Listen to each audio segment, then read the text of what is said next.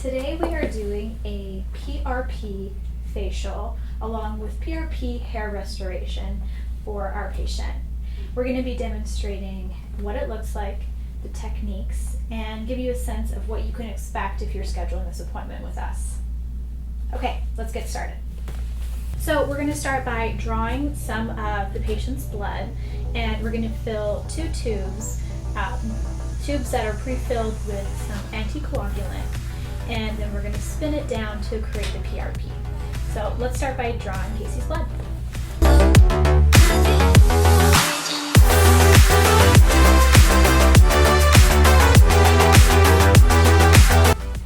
Now that we have two tubes of the patient's blood, we're going to spin this in the centrifuge, which will separate the red blood cells from the plasma and the platelets, so we can extract that and use it for our procedure.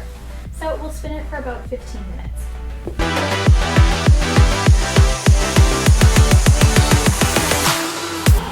While this blood is spinning, we're going to apply some topical numbing cream to the areas that we're treating today, which is his whole face as well as his scalp.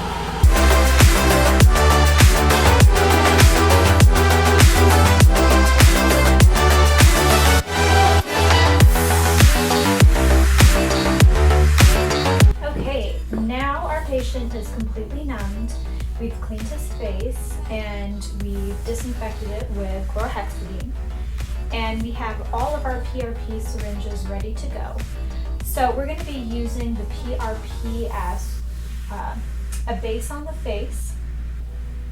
So we'll be applying it to the skin and then going over the same area with the microneedling pen, driving the PRP into the face and creating that micro trauma to help the skin produce collagen.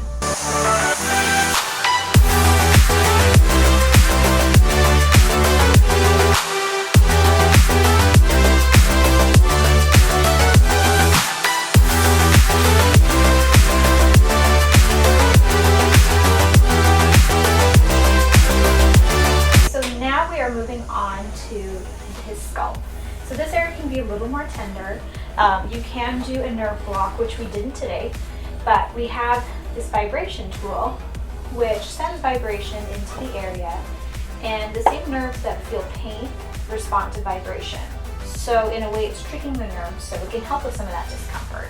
So we'll give this to the patient and he can hold on to that and put it near where I'm working.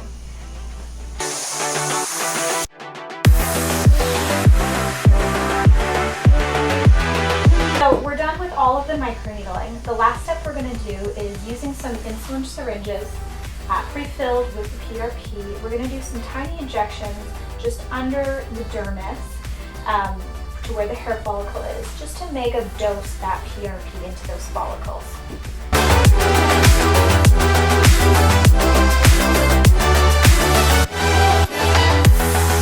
So that's what a PRP facial and PRP hair restoration looks like.